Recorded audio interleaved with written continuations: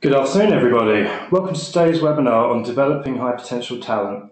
My name is Tony Systematised, and I'll shortly be handing over to Nicola Shergold, who is a senior consultant here at PCL. She brings a wealth of experience to the table, having designed, developed, and ran development solutions for a wide variety of public and private sector clients. Before we begin, I'd just like to raise a few housekeeping points. All microphones have been switched off for the duration of the session, but we will be running a question and answer section after the presentation. If you have any questions, please type them into the questions box on the GoToWebinar window pane. Similarly, if you're experiencing any technical difficulties, please write these into the questions box as well, and we will do our best to help you. After the webinar, we'll be emailing a link to the recording of the webinar, as well as a copy of the slides and some other information. Now, without further ado, we'll pass over to Nicola.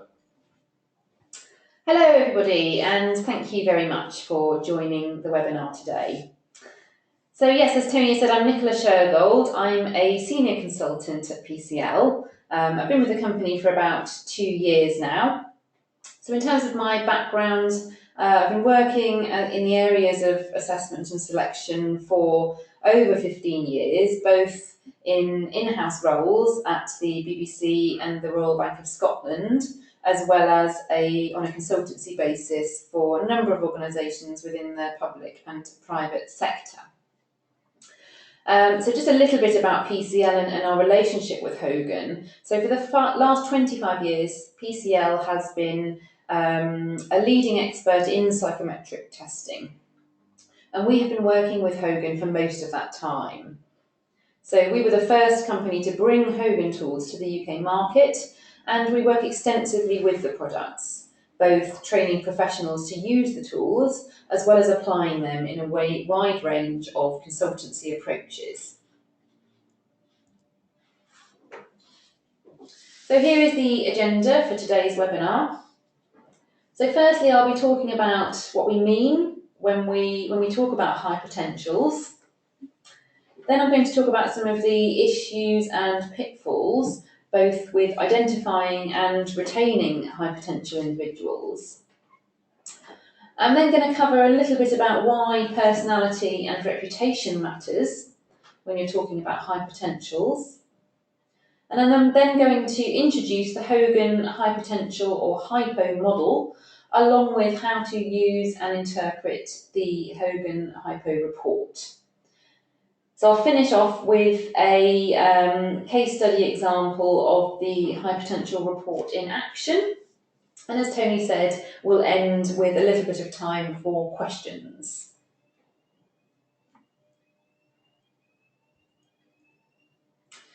So as you can see from this slide, everyone has something to say on the topic of high potential.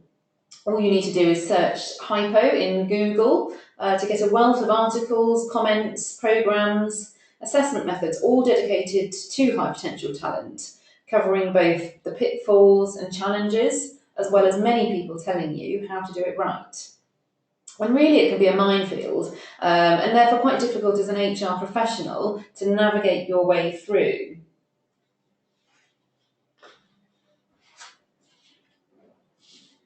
So what are we talking about when we think about who or what is a high potential?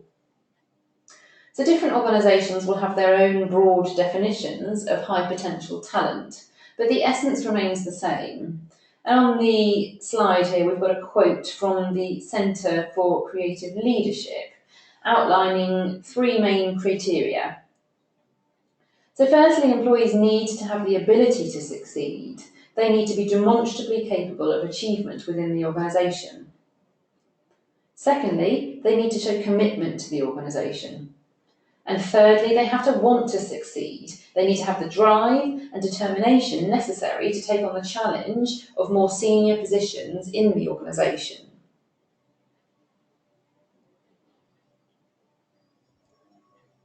And this next slide outlines the Hogan perspective on high potential.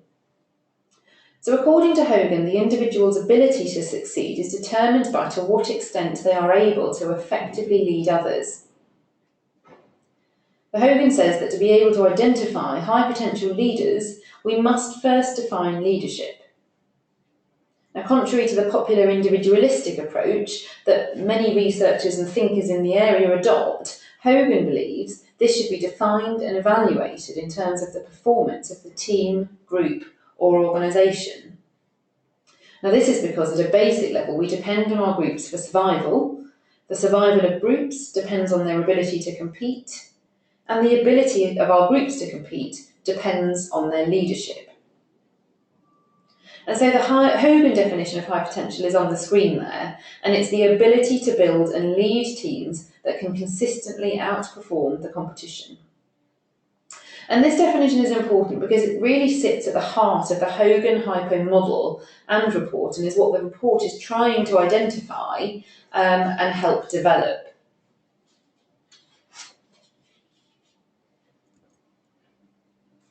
And the topic of potential is currently a huge priority for organisations. Now, figures vary, but most research shows that the large majority of companies see development of their future talent as a top priority, a figure of around about 98%. But there are many issues with high potential programmes, and recent research suggests that approximately 50% of HR professionals worry about their company's high potential programme and its ability to deliver what the organisation needs in terms of future leaders. And really with good reason, because over 2/3 of hypo programmes don't succeed.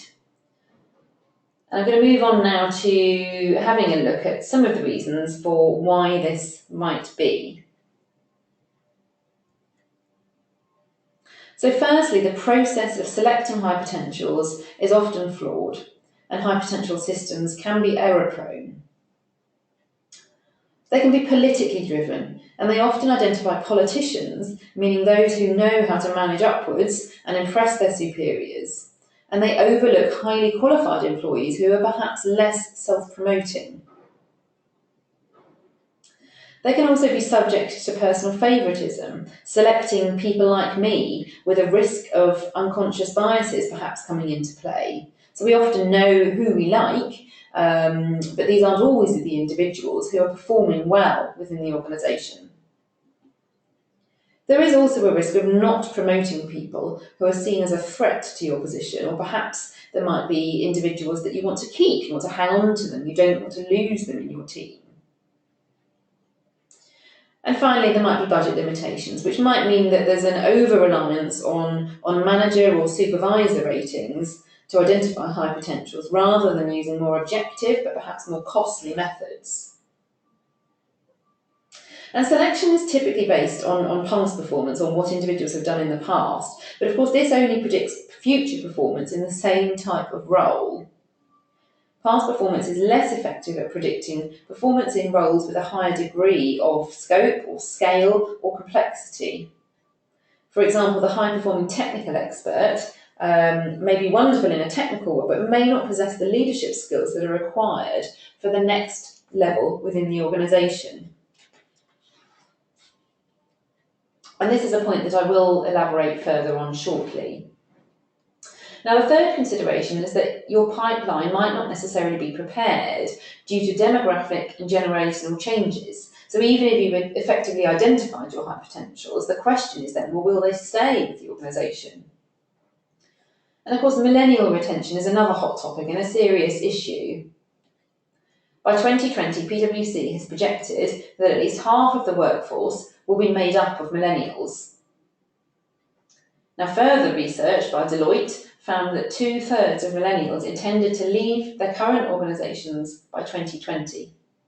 And finally, recent research by LinkedIn found that millennials change jobs far more often than non-millennials. So in 2016 alone, 21 million changed jobs.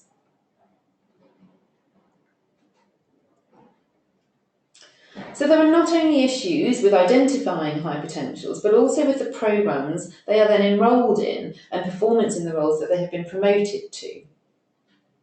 Leadership failure rates are high, with Hogan research suggesting that this is well over 50%. There is also the issue of entitlement and expectations. So an individual who's been identified as a high performer, they're seen or see themselves as the cream of the crop, they may then feel a sense of entitlement, and become smug or arrogant, with high expectations of a speedy career progression, and feelings of unrest might potentially arise from expectations that are unmet. And finally, development can't be forced. Hogan research shows that for change to be effective, people have to take ownership of their own development. So prescribed, off-the-shelf development initiatives don't necessarily work in terms of making better leaders, because people are all different and we all have different strengths and weaknesses to bring to the table. And these need to be considered when creating your high potential programs.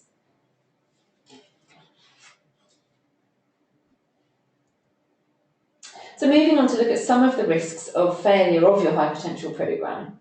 So firstly, numerous studies have found that at the leadership level, your external hires are going to fail more than your internal promotions. So it's often safer to hire internally in terms of the level of risk, improved potential, and productivity. Secondly, the cost of a bad leadership placement is very high. So the cost of an average failed executive is estimated at anywhere between £1 and £2 million. And of course, this excludes the higher level executives, which can be anything up to 100 million. And finally, there's the loss of institutional knowledge. So every time your organisation loses a high potential, someone else has to come in and reinvent the wheel because of the loss of information and knowledge that cannot be trained or onboarded.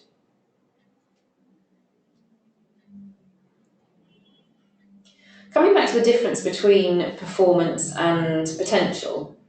So over 90% of high potential programs focus on potential for leadership. But as I have mentioned, past performance is not necessarily predictive of future success if the role changes in scope, scale, or complexity. So the question then is potential for what? Now, as already discussed, the Hogan High Potential is a reputation-based model that measures the potential to build and lead a high-performing team. And Hogan makes the important distinction at the leadership level between emergence and effectiveness. So it's one thing to emerge as a leader, it's another thing to actually be effective. And the key attributes that contribute to emergence are not just irrelevant when it comes to effectiveness, but they're potentially detrimental. So emergent characteristics might be things such as self-promotion, political skills, networking, and these all play a role in people getting into leadership positions. But to be effective once you're there, and to be effective in leading a team, a leader needs other qualities such as good judgment, empathy, and self-awareness. And it's rare to find all of these qualities in an individual who is seen as self-focused and obsessed with getting ahead.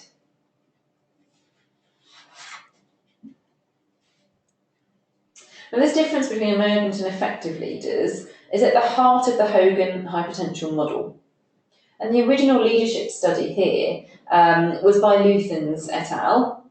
So he reviewed 457 managers from multiple organisations over a 4-year period. And he found that there were two main groups of leaders, and members of the two groups spent their time doing different things.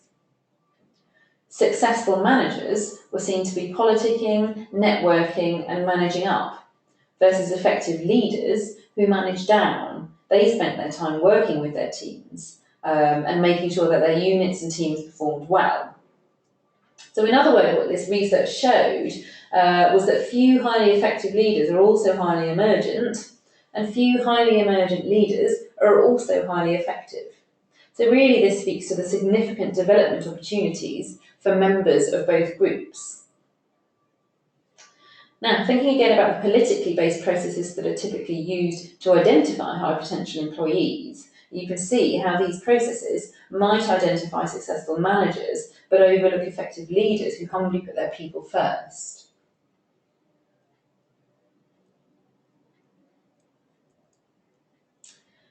Now, before I move on, I wanted to just touch on why personality is important when we're talking about leadership and performance. In particular, the distinction that Hogan makes between identity and reputation. So our identity is how we see ourselves, but our reputation is how we are seen by other people.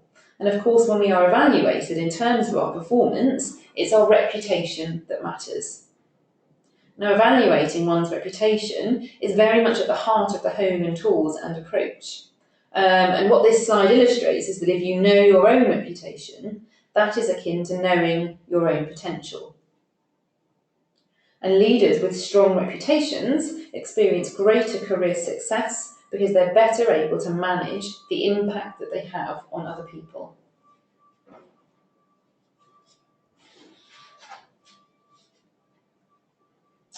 So in terms of the research that took place into developing the Hogan high potential model, well, the original work began 2 years ago, where a group of Hogan experts, subject matter experts, conducted a review of the existing high potential literature.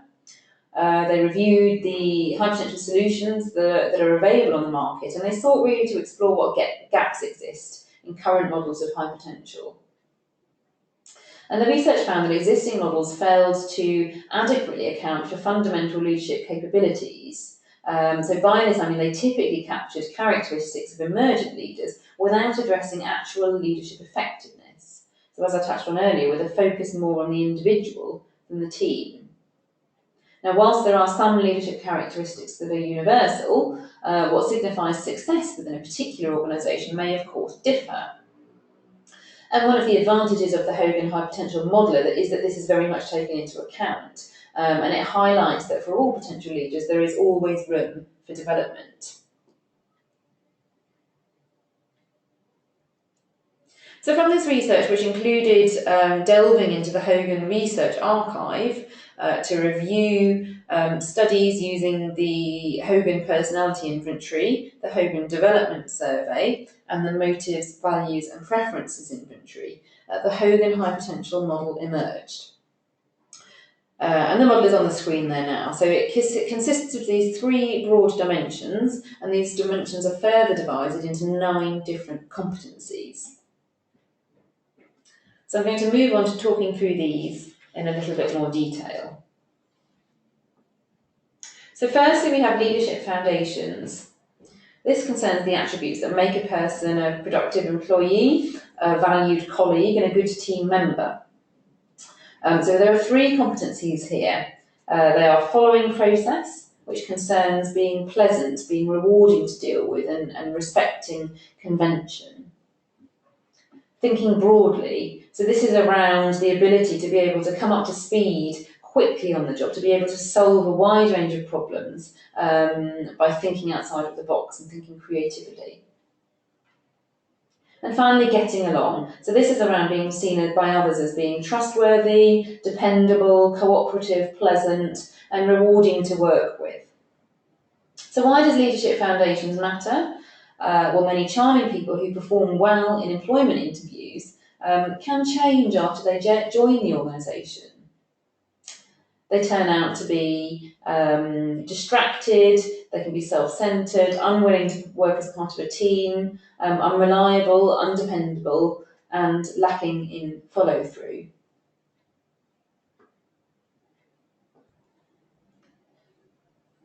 The second area of the model concerns attributes that allow a person to stand out and be noticed. And this is the leadership emergence area. Now again, there are 3 competencies: standing out, influencing others, and building connections. And this area really is about being seen as colourful and self-dramatising, being seen to have strong social and influencing skills, able to persuade others, and finally having a talent for networking, so being able to build those important connections, creating strategic networks and relationships. And these competencies are important because people must be put into leadership positions in order to be able to demonstrate their effectiveness. So they need to make themselves visible and make others aware of their contributions. And finally, we have leadership effectiveness. This area consists of the characteristics that are associated with building a high-performing team. So leading the business, this is about the ability to recruit talented team members and achieve critical business-related outcomes.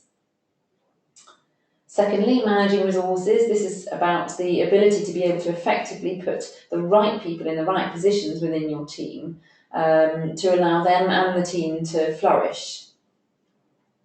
And finally, leading people. This is about having the ability to foster trust and confidence in other people by displaying qualities such as integrity, good judgment, practical experience, and having and communicating an appealing and compelling vision to others.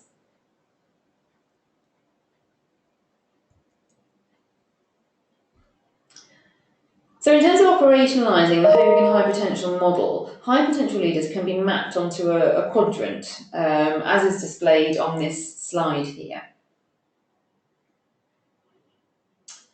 So in the bottom left-hand corner there, you have the low effectiveness and low emergence leaders.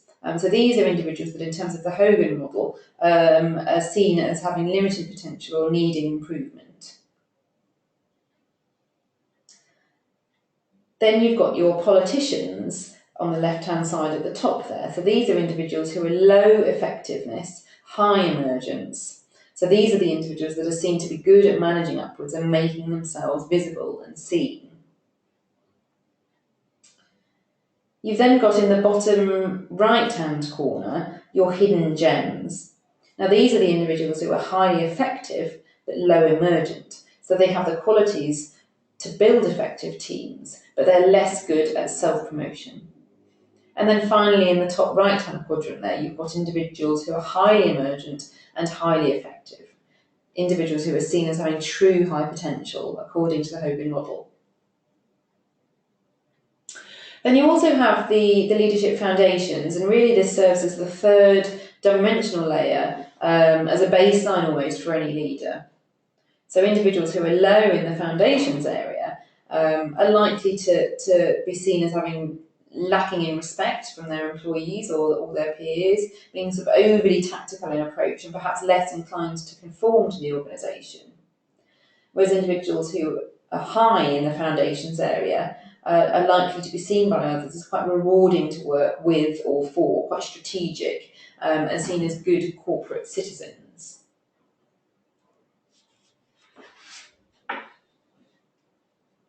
So moving on to the high potential report, it is mainly structured around these three components of the Hogan high potential model.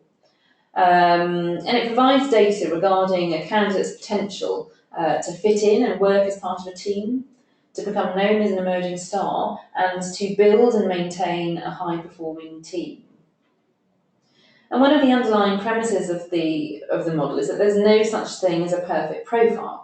There are positives and there are negatives that are associated with all scores throughout the report. So what it's doing is it provides suggestions regarding how to become a better team player, how to achieve a higher profile within an organisation, and how to build and maintain those higher performing teams.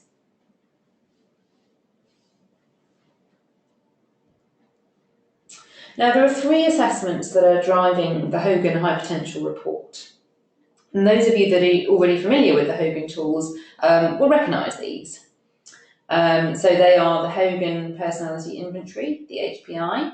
Now, this assesses what we refer to as normal or bright side personality.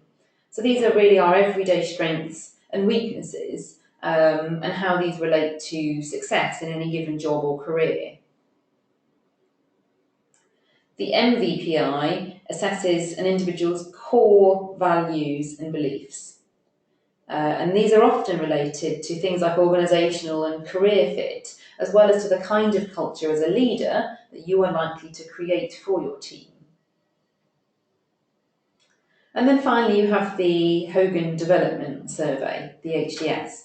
Now, the HDS assesses 11 patterns of behaviours that, whilst most of the time we use as strengths, they can be overplayed by the individual and they can be over-relied on, particularly in times of stress or when we're managing our impression less effectively. And so if they're not carefully managed, these can lead to career derailment. So really the HPI is looking at, well, can you do the job? The MVPI is looking at, will you like the job? And the HDS is looking at, well, what will get in your way of performing the job to a high level?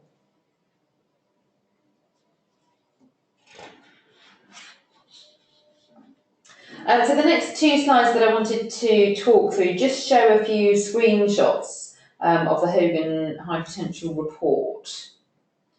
So you've got the cover page here and then the overall summary. So this is quite useful. It just sort of summarises those three different dimensions that we've looked at and talk through the implications of both a lower and a higher score in each of those areas.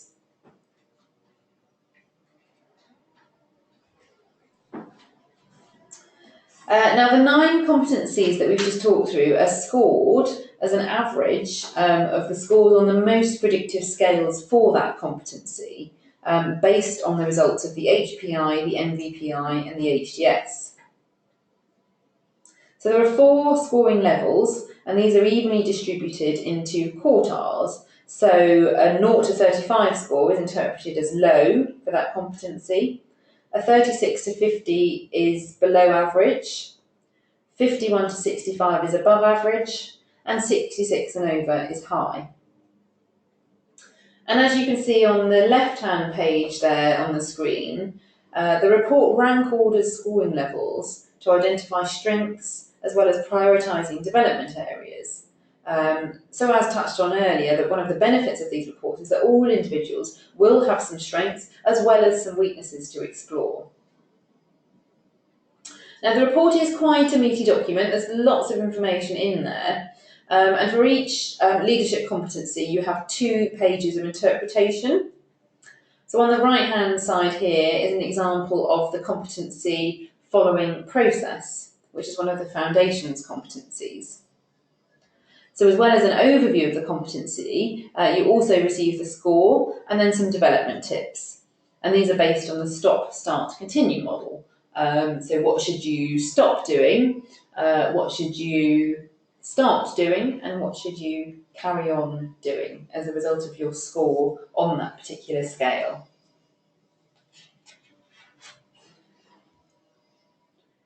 And then the report ends with some guidelines for personal development planning. And the report suggests coming up with 2 or 3 commitments, which are really actionable development objectives.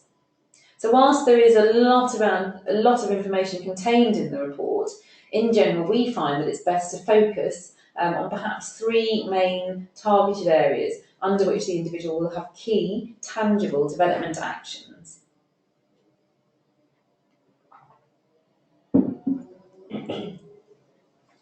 So to summarise then some of the benefits of the Hogan High Potential Report, it really helps to build a solid foundation for leadership success by identifying the individual's strengths as well as their most pressing development needs.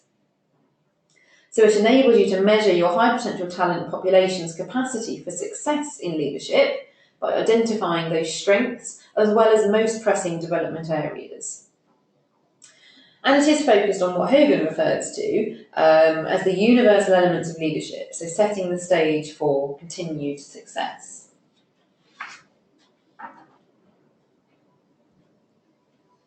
It also helps to challenge employees to reach their greatest potential by setting clear, measurable priorities for behavioural change.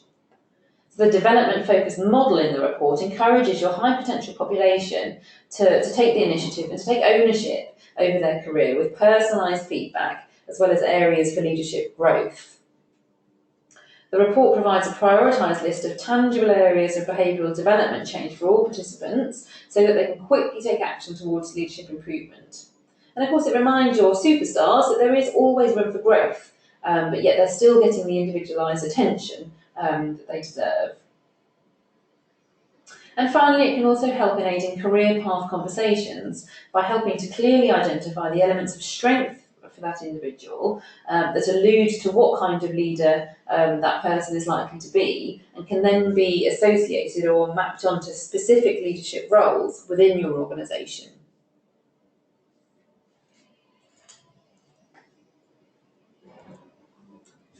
So over the next few slides, I'm just going to talk through a case study example of an individual that's been identified as a high potential, but who nevertheless had several development areas.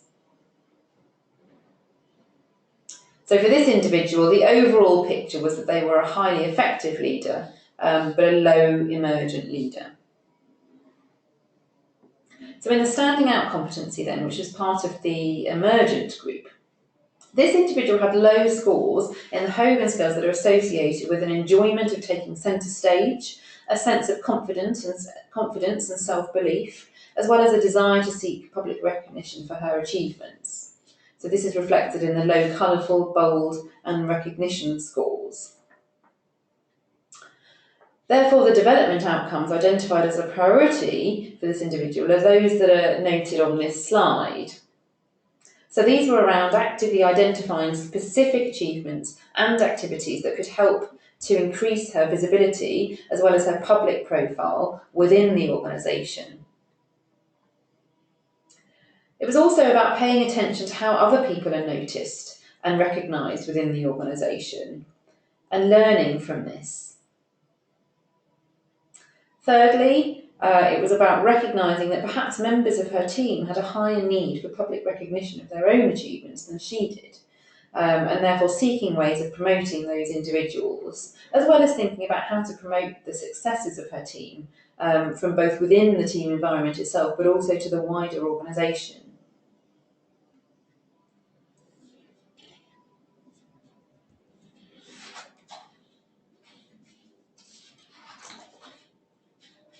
So the second area here is, again in the emergent group, and this is around the competency influencing others, where the individual had high scores in the HDS scales that are associated with being emotional and passionate, but perhaps somewhat emotionally volatile, as well as having a tendency to hold back from expressing her opinions due to a fear of failure or looking a fool. So in terms of development priorities, we discussed trying to recognise and understand what her triggers were for the more negative emotional outbursts that she could at times display. And we discussed strategies around both preventing and managing these. And some of these were quite simple things, such as taking a break if possible, when the situation got heated, taking a deep breath and counting to 5 before she reacted to perceived disappointments, as well as writing her thoughts in an email without actually pressing the send button until she had had time to reflect. But also harnessing the positive side of her passionate nature and intensity as a force for good. And we also agreed some tangible opportunities for where she felt comfortable taking calculated risks, as well as telling her team to point out to her when they felt she was perhaps being overly cautious in her decision making. The final area, this time in the effectiveness group, was around the competency leading the business, where the individual had high scores in both the power and commerce in the MVPI. Now these scales are associated with a desire for success, accomplishment and status, as well as having an interest and focus on the financial side of the business and an orientation towards profit and the bottom line. So here, the development actions we discussed were around ensuring that buy-in from key colleagues was actively sought before making decisions, ensuring the prioritisation of business outcomes was not at the expense of fostering team talent, and finally coming back to the point of recognising that the team may be motivated by other incentives than financial ones, and seeking to understand what these might be by having an open conversation with each team member.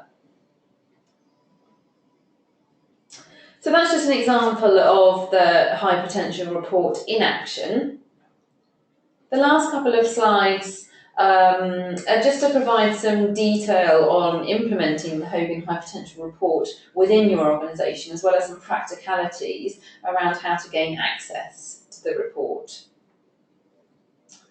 So as you can see, along with the report itself, there are numerous resources that are available to support your interpretation. Now these include a career development workshop.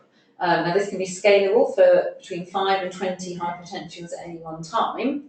It can be conducted either face-to-face or virtually, and the workshop comes with a facilitator pack of slides to walk you through how to run a workshop. This includes exercises and activities that are designed to enhance the individual's understanding of the report and their specific outcomes.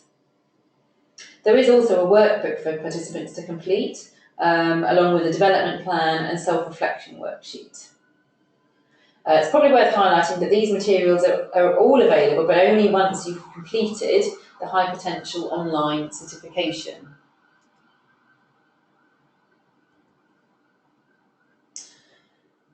So some further practicalities then. So before you can have access to the High Potential report, you do need to be certified to use all 3 Hogan tools.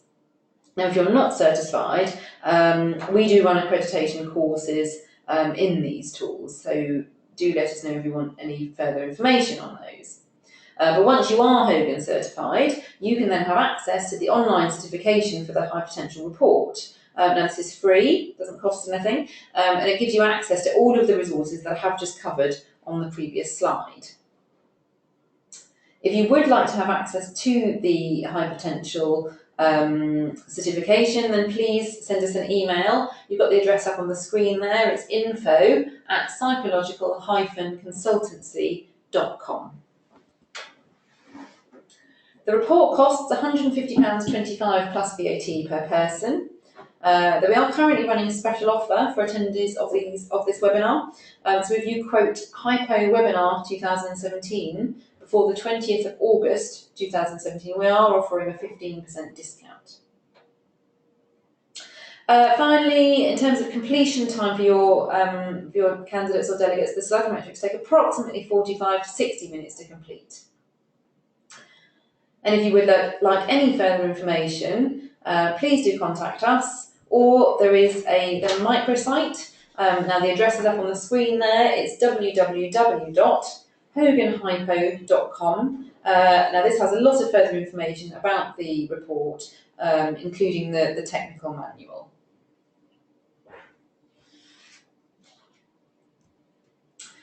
So thank you very much for listening into this webinar.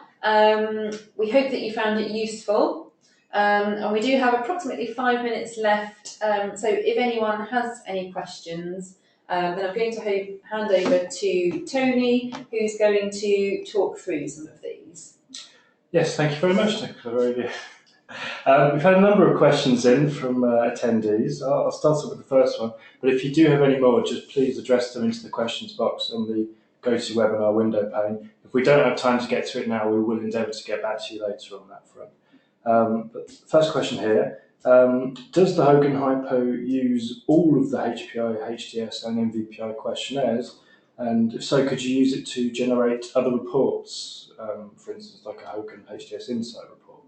Yes, no, that's a good question actually. And yes, the answer is it does. The report is made up of the results from those 3 tools. So in effect, individuals complete all 3 Hogan assessments in order to generate the High Potential report.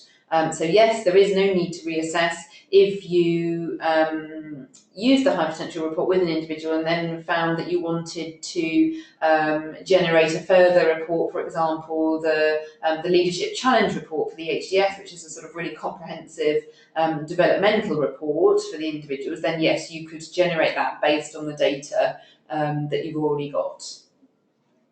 Wonderful. And just kind of following on from that, do the dimensions of the High Potential report, so leadership effectiveness, leadership emergence, do they correlate to particular Hogan assessments? Are they, for instance, is one the HPI, or are they a mixture of all the different scales? Yes, no, that's a good question. So in terms of the research and creating or mapping on the scales that were most predictive of that competency, what the Hogan research team did is they mapped on which 3 Hogan assessments, which 3 Hogan scales were most predictive of that particular competency. So it's not necessarily the case for each competency that you've got one scale from the HPI, one from the MVPI and one from the HDS. There might be occasions where you've got one scale from the HPI and 2 from the HDS, because those were the scales that were found to be most predictive of the particular behaviours that are associated with that specific competencies. But it's always only 3 scales that are mapped on to each competency area. Right, okay. Do you have any more examples of organisations that have used the Hypo reports, let future leaders, case studies, for instance? Yes, so the high potential report has been used in sort of different ways. So a recent case study example would be that there was a global research-driven pharmaceutical company, and they actually wanted help with selecting their high potentials. And it's probably worth noting that the report has been designed more for implementation once you have identified your high potential pool, but it can also be used to select them as well. So coming back to this particular case study then, so just to kind of give an overview really, so Hogan determined the characteristics for high potential within this particular organisation by conducting a job analysis. So what they did was they identified the critical competencies of those 9 from the Hogan high potential model that are most related to successful performance of developing leaders within their organisation. And this research found that the top ranked, the sort of most important competencies, were both from the leadership effectiveness dimension. They were leading people and leading the business. And so the kind of outcome of this particular case study was that the recommendation was made to use the high potential report with a particular focus on the leadership effectiveness dimension score to help identify leaders who appear engaging, patient, and can inspire sort of employee commitment across the company. Furthermore, effective leaders who are likely to sort of provide direction and push others to achieve the kind of company goals. So that's just sort of one recent example of where it has been used to select the individuals that are most likely to demonstrate the kind of leadership potential that specific organisation was looking for. Right. I think we've got time for one more. If the hypo is used to develop from a company's kind of already identified set of potential leaders, is there not a danger at that point that you may just be looking at a group of people who are very high on leadership emergence already? Would it not be potentially better to use the hypo on a larger pool of people to identify the hidden gems, as it were, in the model? Yeah, that's a good question, and as I think the case study that I've talked through just now illustrates, it can be used in a selection sense. But the sort of basic premise of the report and the Hogan view is that most organisations already have some kind of nominated high potential employee pool. Now, some of the reasons that these employees might be in the pool is due to their high emergence. And other reasons might perhaps be their strong technical skills, or other reasons might be their strong people management skills. And so the kind of idea is that employees within this pool should be assessed and then broken up into different groups based on where their strengths lie. So yes, the one group might contain the kind of true high potentials, the ones who have scored high on all 3 facets. And then the other groups might contain the rest of the nominated employees, broken up by their specific developmental needs. So, for example, there could be a group of high emergence individuals who need development in effectiveness and foundation areas. There might also be a group of highly effective leaders who need to learn how to increase their emergence. And I think this is where the workshop that I mentioned earlier is sort of really useful in that respect, because it provides some sort of useful exercises and case studies, and it can very much be tailored towards the different groups that you have within the organisation. Wonderful. All right, well, thank you very much for that, Nicola. It's very, very interesting. And thank you to everyone who joined in and addressed questions to us. If you've got any further questions, we will get back to you on that front shortly. We will also be sending out an email with a copy of the slides, and yes, a copy of the slides and a link to the recording. Sorry that we didn't have time to address every question at this point, but we will get back to you shortly on that front. So yes, once again, thank you very much, Nicola, and thank you for tuning in.